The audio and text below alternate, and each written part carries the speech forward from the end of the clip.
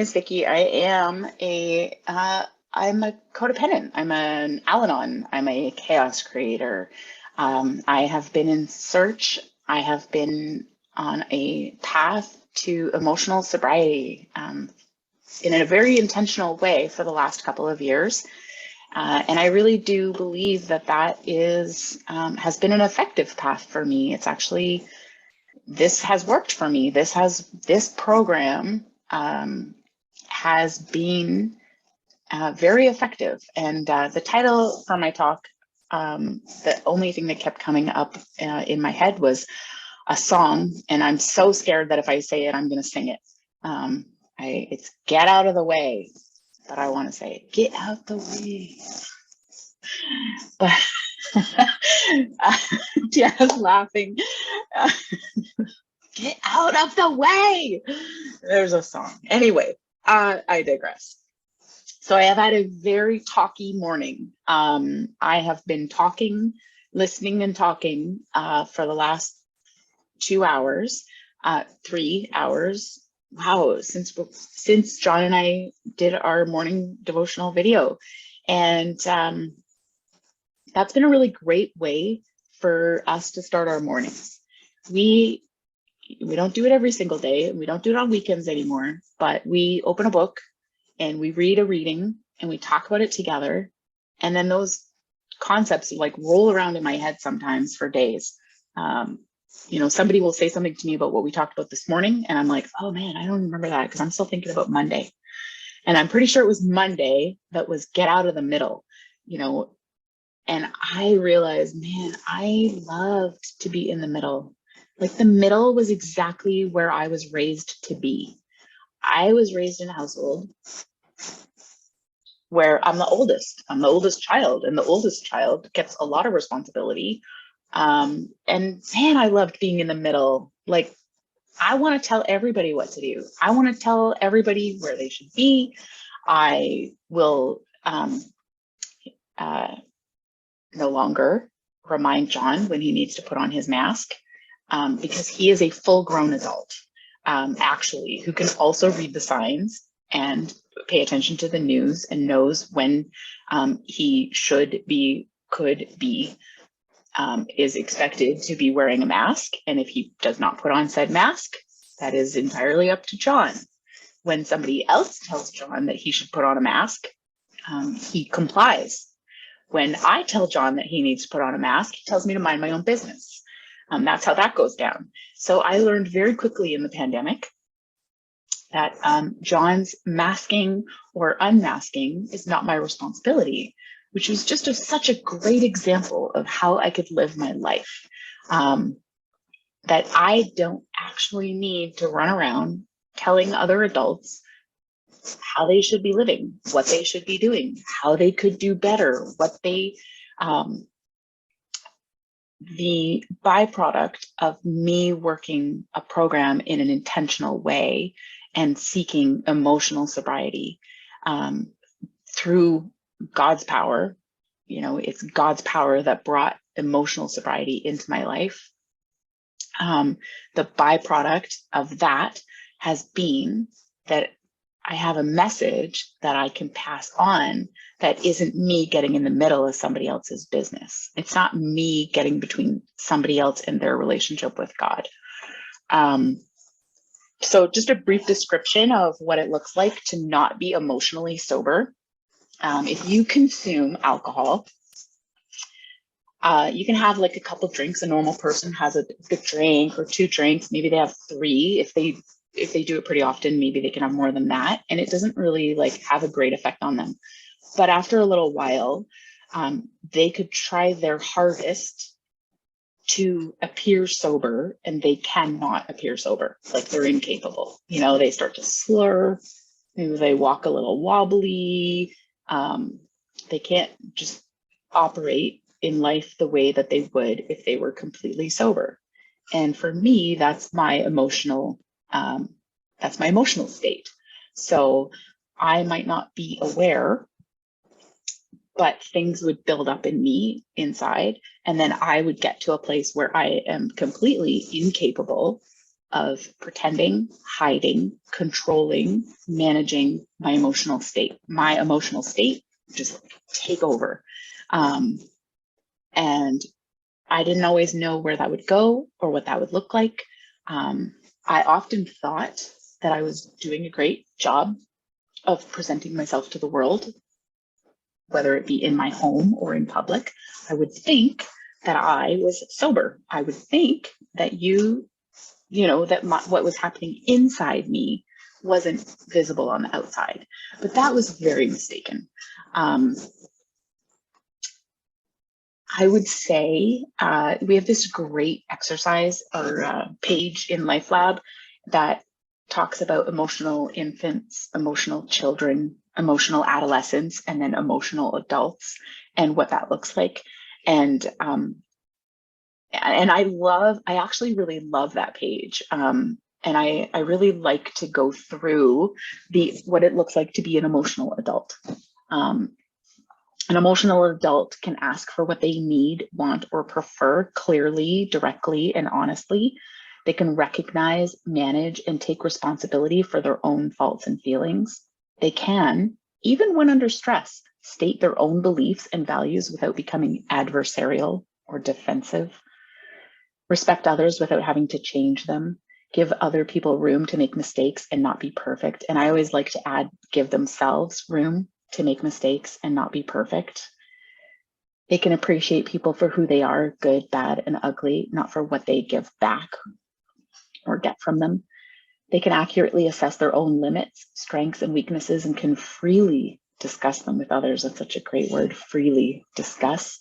Imagine freely being able to discuss my own limits, strengths, and weaknesses with other people.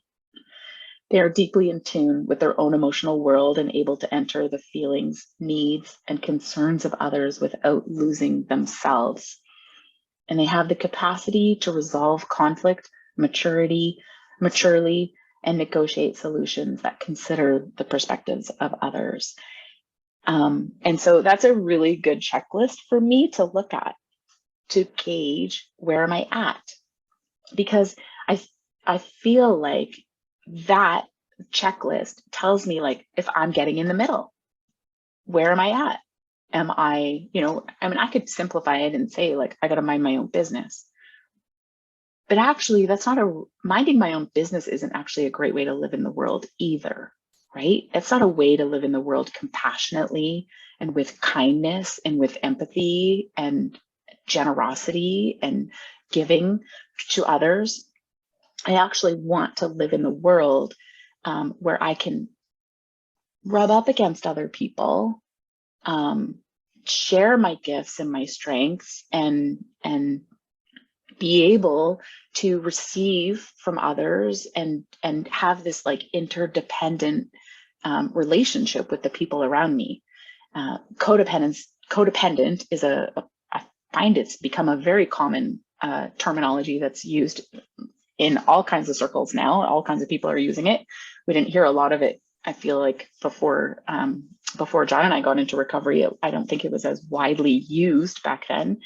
But not the opposite of codependency, but the healthy relationship that we would have with other human beings would actually be interdependent, where there's like give and take, and it's, there's strengths that I bring to the table, and there's strengths that others give to the table, bring to the table, but we're all emotional adults, and if someone needs to bring something up with me, I'm not reacting in an adversarial or a defensive way.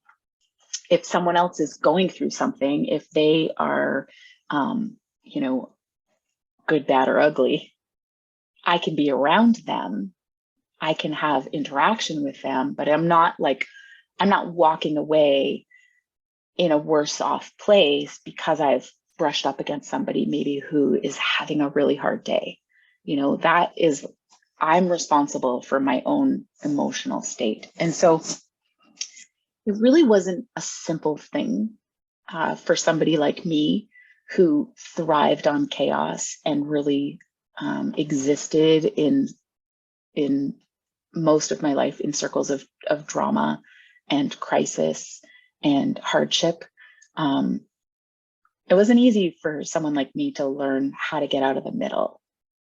It wasn't easy for me to begin to crave and require stability and peace, I guess, would be what I wanted in my life. It wasn't easy for me to get to that place. It actually took intentional consistency. It took many different things. You know, it's not like this one and done of like, oh, I'm going to do this course and I'm going to learn all the things and off I go on my way. We actually had people say that to us. 17 weeks, LifeLab is really long. Do you think you could make it shorter? No, because whether it's LifeLab or whether you're doing something else, whether you're doing the 12 steps, whether you're doing AA, each of these programs is really teaching you a way of living. You know, we're trying to learn a way of living in the world that that we can maintain for the rest of our lives. And it's not a one and done. You know, I didn't just do it and then off I went on my merry little way. It's actually, I have to, and I use this analogy all the time. If you've ever heard me share before, I probably talked about plugging in my cell phone. I have to plug in my cell phone every single night. I actually have to plug in my cell phone mid-afternoon because it's old. And if I don't plug in my cell phone, it dies. What makes me think that I don't have to plug in to my source of peace and serenity on a regular basis? I actually need to do that more frequently than my cell phone. I actually have to plug in to God as my higher power.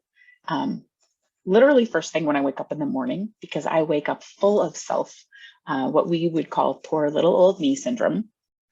And depending where I'm at, my poor little old me syndrome is either caused by external troubles, you know, so I'm carrying the weight of the world and, oh, this person has this problem and how am I gonna deal with that? And do I need to say something? And should I call them and not call them? And I can put all of that away now.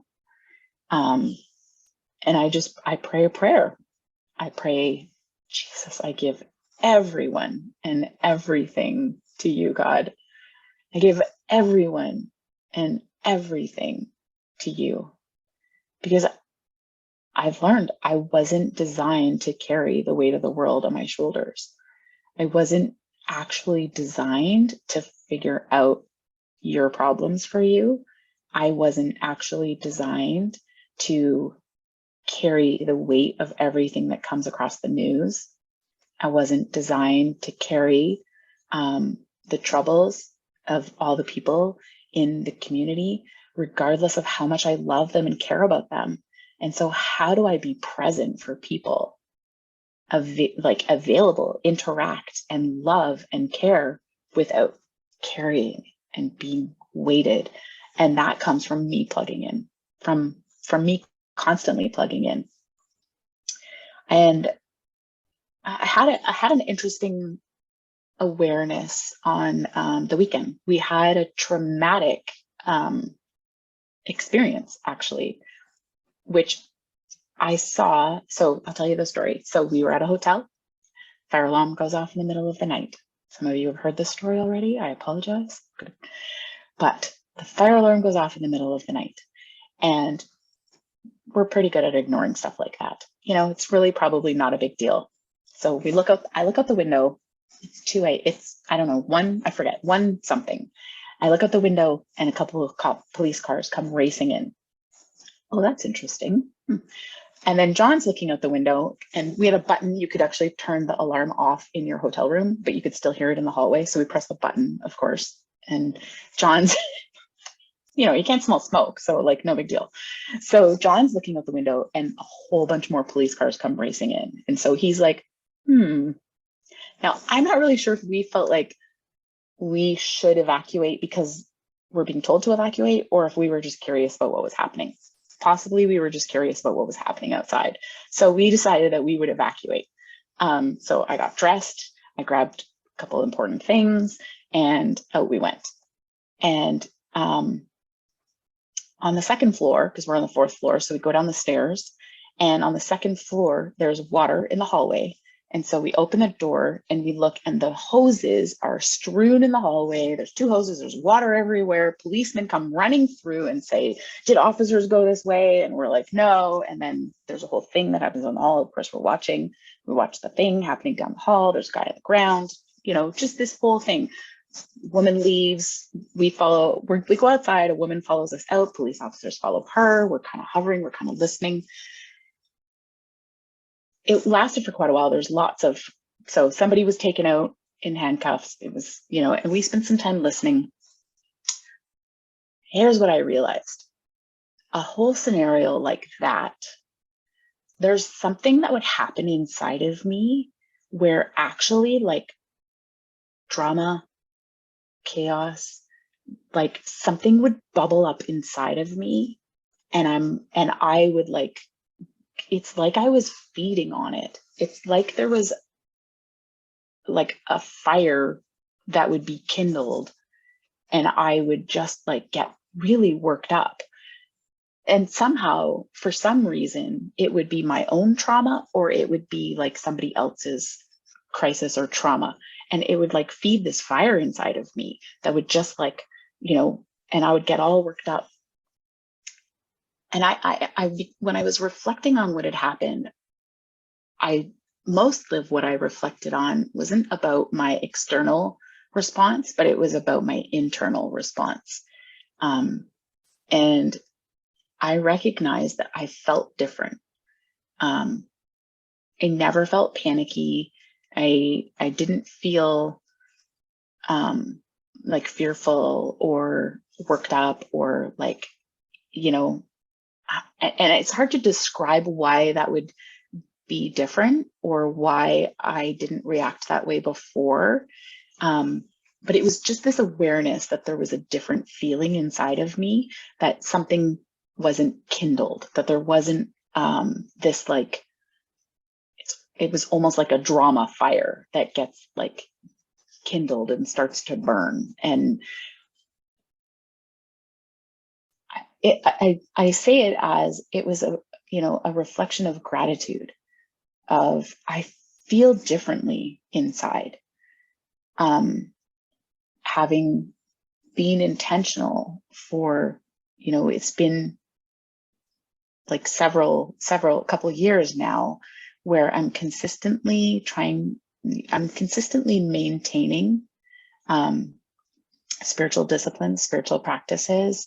I have prayers that I go to, and it's almost like, I guess it's almost like I'm the tree. I'm a tree in the forest that's like been watered, and so it actually doesn't catch on fire because of like embers that might spark over from somewhere else.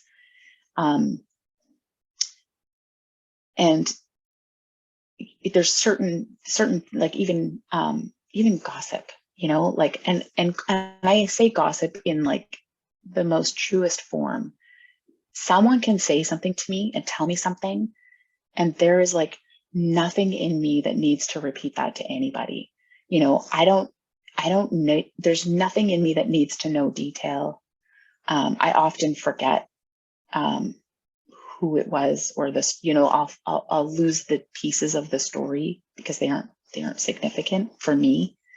And that's another place of gratitude that I'm just really grateful for. It's like the things that are happening around me don't spark, I've been watered, and so I don't catch fire the way that I used to. And so I really feel grateful. And the emotional adult checklist that I started off at the beginning, I think I love taking people through LifeLab. And because I get to be reminded, I look back at these things and I'm like, oh, hey, little check mark there, little check mark there. Oh, ooh, even I was meeting with someone today, and I was like, okay, that's an area where I think I still would like God to continue to work. So I think the point, because I left my notes at home, but I think the point that I wanted to make is that getting in the middle of other people's business was fueling a fire inside of me that actually was interfering with my relationship with God. And because I am my main focus is my relationship with God, I feel like I'm maybe better able to be present for others, to be present for myself, but also to be present for others in a way that isn't about me, that it's actually about them and about God. So that is my prayer for each of us,